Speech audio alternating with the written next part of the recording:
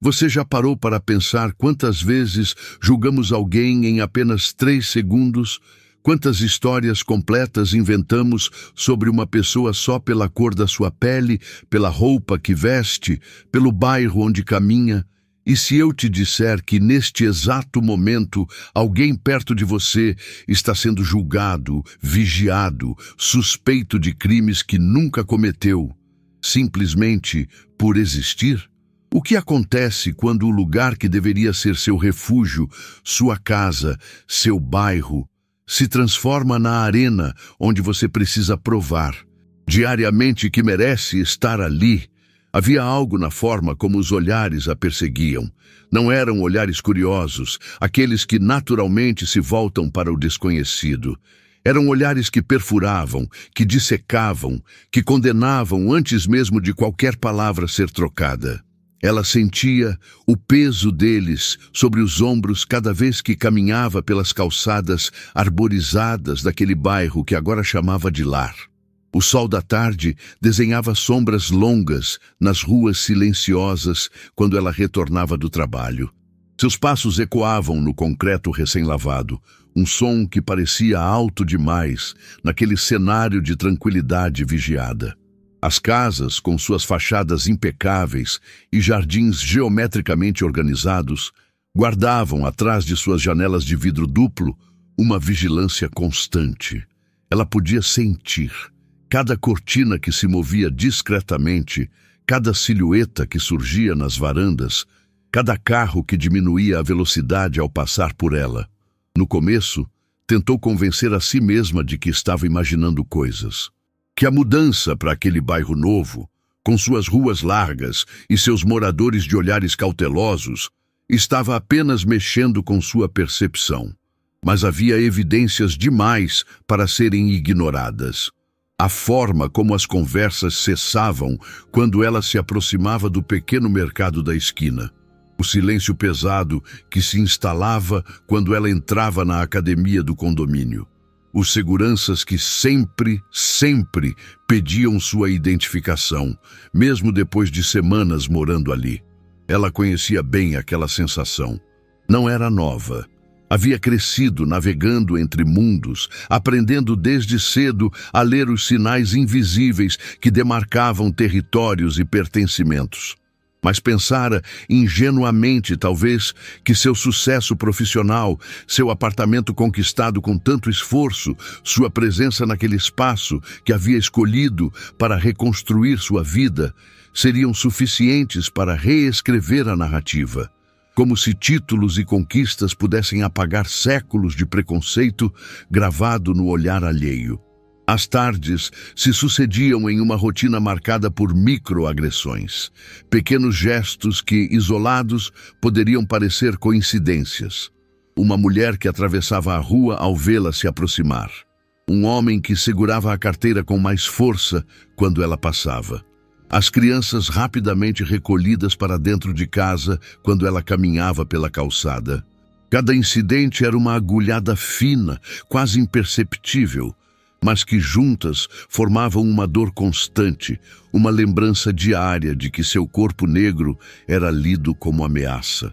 Houve um dia específico em que tudo se intensificou. Era uma manhã de sábado e ela havia saído para uma corrida matinal. O ar fresco da manhã, o canto dos pássaros, a promessa de um dia tranquilo. Vestia seu conjunto de corrida, fones de ouvido, absorta em seus pensamentos e no ritmo de seus passos. Não percebeu imediatamente o carro da polícia que diminuiu a velocidade atrás dela. Só quando a sirene emitiu um breve som é que se deu conta da presença. Seu coração disparou. Não pela corrida, mas pelo medo ancestral que todo corpo negro carrega. Aquele medo que vem de histórias contadas e não contadas, de noticiários que se repetem, de vidas interrompidas por suspeitas infundadas. Parou. Tirou os fones devagar, mantendo as mãos visíveis, controlando cada movimento como havia aprendido a fazer desde jovem. Os 2 policiais desceram da viatura. A abordagem foi cortês na superfície, Mas havia nas entrelinhas aquela suspeita que ela conhecia tão bem. Disseram que havia relatos de assaltos na região, que precisavam verificar sua identificação, que era apenas procedimento de rotina. Mas seus olhos diziam outra coisa. Diziam que ela não pertencia ali. Que sua presença naquelas ruas era, em si, motivo de suspeita. Enquanto apresentava seus documentos com mãos que tentava manter firmes, ela observou as janelas ao redor. Cortinas se moviam, pessoas observavam, alguns com celulares em mãos, prontos para gravar, para transformar sua humilhação em entretenimento ou em confirmação de seus próprios preconceitos. Ninguém saiu em sua defesa. Ninguém testemunhou a seu favor. O silêncio do bairro era também uma acusação. Os policiais eventualmente a liberaram, sem pedidos de desculpa, sem reconhecimento do constrangimento causado. Apenas um aceno de cabeça e o retorno à viatura. Ela permaneceu ali por longos segundos, tentando recompor a respiração, tentando conter as lágrimas que ameaçavam transbordar, não de tristeza apenas, mas de raiva. Uma raiva profunda contra um sistema que a via como ameaça antes de vê-la como pessoa. Naquela noite, sozinha em seu apartamento cuidadosamente decorado, olhando para a cidade que se estendia além da janela, ela permitiu-se questionar suas escolhas. Valia a pena estar ali? Valia a pena lutar por um espaço que a rejeitava diariamente? O cansaço era imenso. Não o cansaço físico do trabalho ou da rotina, mas aquele cansaço existencial de ter que provar constantemente sua humanidade, seu direito de existir sem ser vista como perigo. Mas havia algo dentro dela que se recusava a ceder.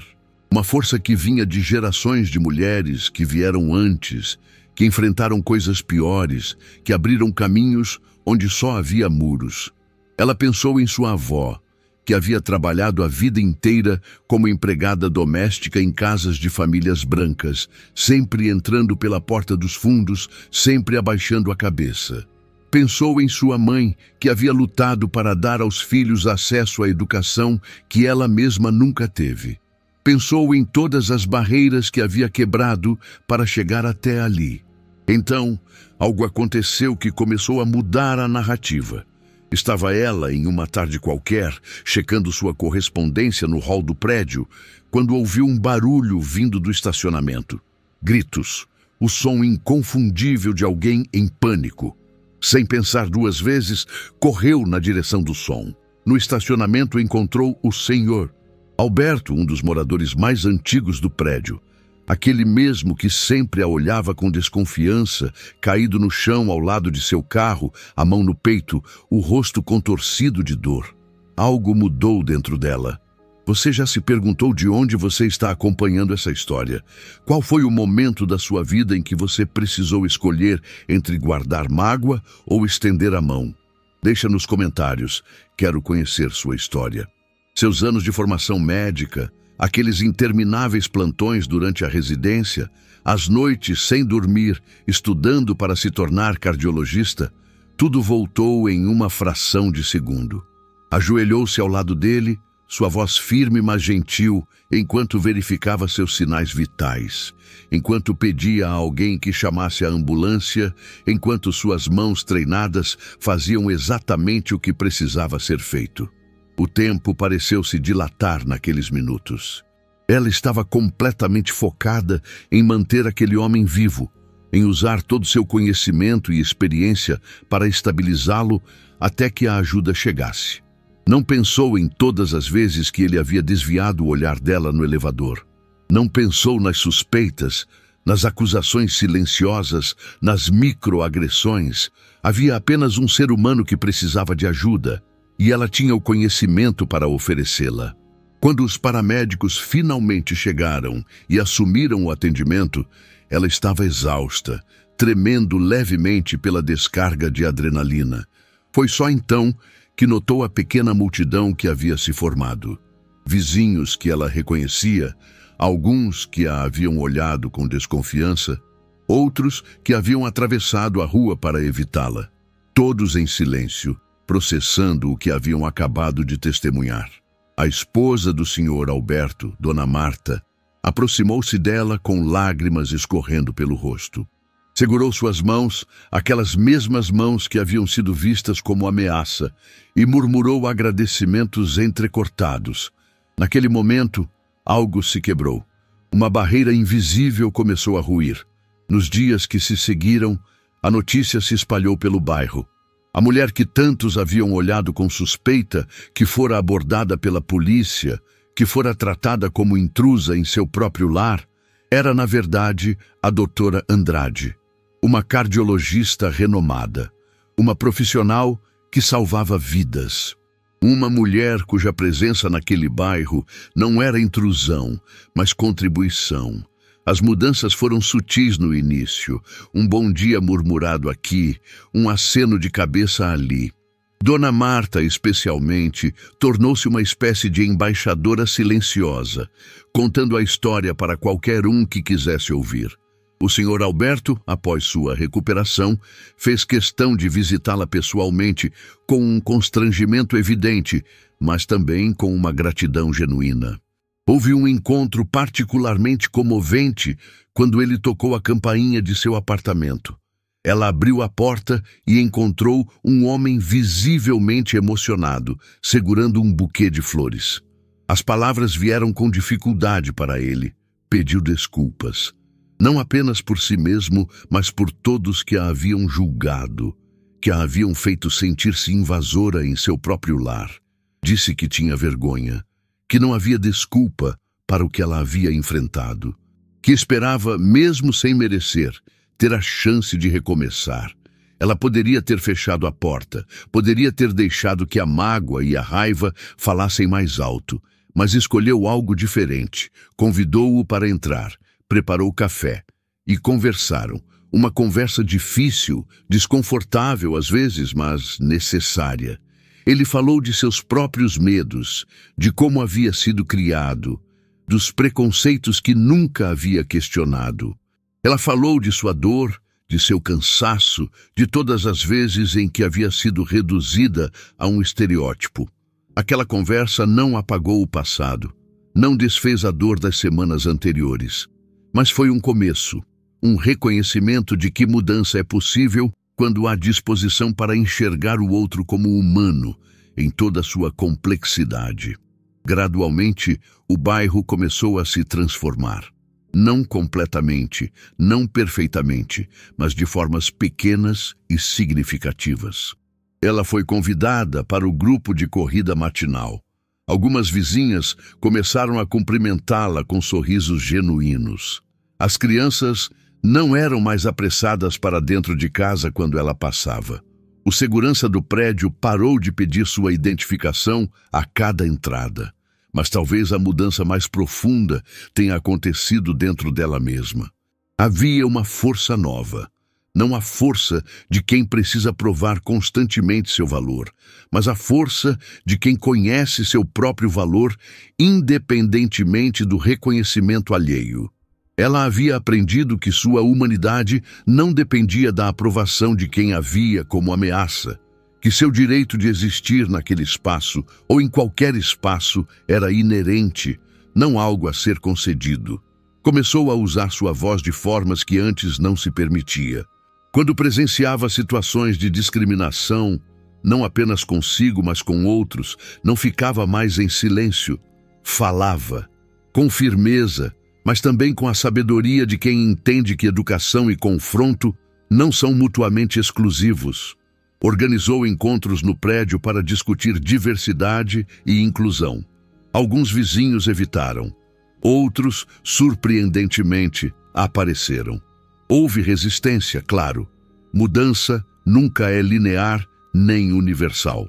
Havia ainda aqueles que mantinham suas suspeitas, seus preconceitos bem guardados, atrás de sorrisos educados. Mas algo fundamental havia mudado. Ela não estava mais sozinha. Havia agora aliados, pessoas que haviam sido confrontadas com seus próprios vieses e escolhido crescer a partir desse desconforto. Uma tarde, Meses depois do incidente com o Sr. Alberto, ela estava novamente correndo pelas ruas do bairro. A mesma rota, o mesmo horário. Mas desta vez, quando o carro da polícia passou por ela, apenas seguiu seu caminho.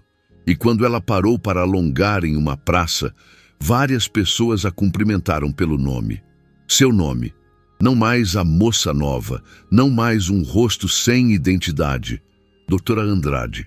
Uma pessoa, uma vizinha, uma presença que pertencia. Sentada em um banco da praça, observando o movimento do bairro, ela refletiu sobre a jornada, sobre quantas camadas de dor e força coexistiam dentro dela, sobre como havia precisado ser extraordinária apenas para ser vista como ordinária, sobre a injustiça cruel de ter que salvar uma vida para que sua própria humanidade fosse reconhecida. Mas também pensou em algo mais.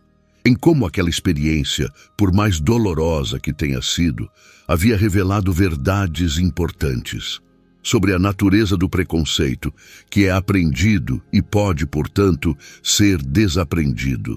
Sobre a importância de não se tornar aquilo que se combate, de não deixar que a raiva justificada se transforme em desumanização do outro. Sobre o poder transformador de manter a própria humanidade intacta, mesmo quando outros tentam negá-la. Ela pensou nas conversas que agora tinha com vizinhos, conversas que iam além de cumprimentos corteses, histórias de vida compartilhadas, vulnerabilidades reveladas, humanidade reconhecida mutuamente. Pensou em como alguns deles haviam se tornado verdadeiros amigos, pessoas que agora a defendiam ativamente, que questionavam seus próprios círculos sociais, que estavam genuinamente tentando fazer melhor. Não era um final de conto de fadas. O racismo estrutural não se resolve com gestos individuais de bondade. Ela sabia disso, continuava enfrentando discriminação em outras áreas de sua vida, continuava tendo que trabalhar o dobro para receber metade do reconhecimento.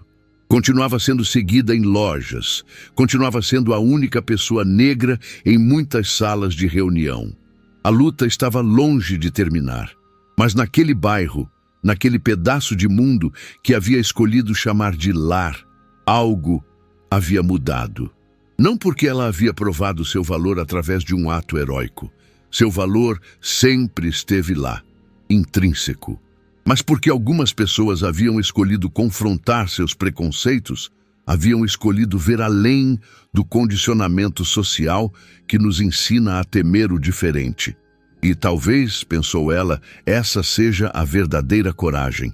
Não a dela em continuar existindo apesar da hostilidade, mas a coragem daqueles que escolhem questionar suas próprias certezas, que aceitam o desconforto de reconhecer seus erros, que fazem o trabalho difícil de desmantelar preconceitos internalizados. A história não tem um final definitivo porque vidas não funcionam assim.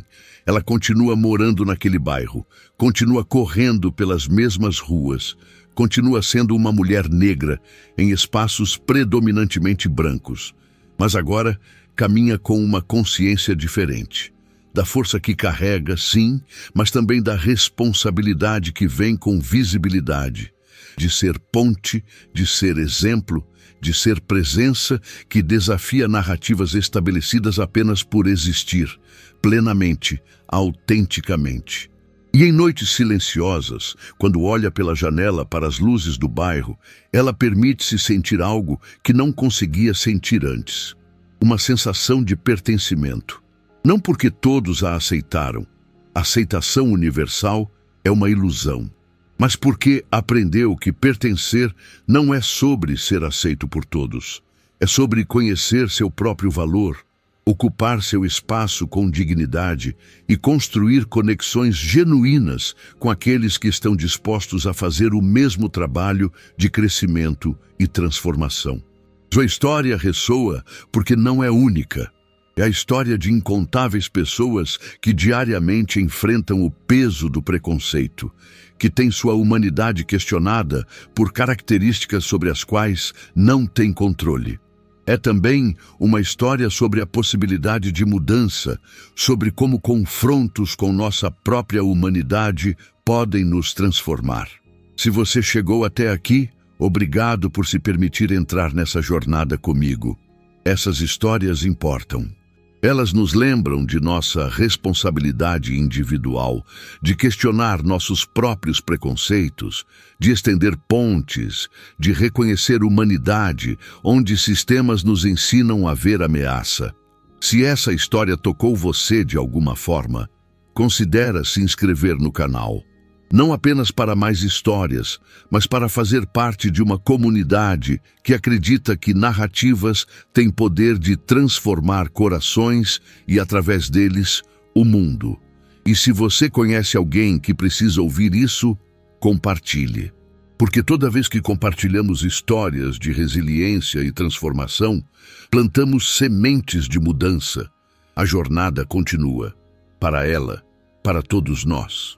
Que possamos caminhar por ela com mais consciência, mais empatia, mais coragem de confrontar o que está errado e mais disposição de construir o que está certo, uma conversa difícil de cada vez, um ato de reconhecimento de cada vez, uma escolha de ver humanidade de cada vez.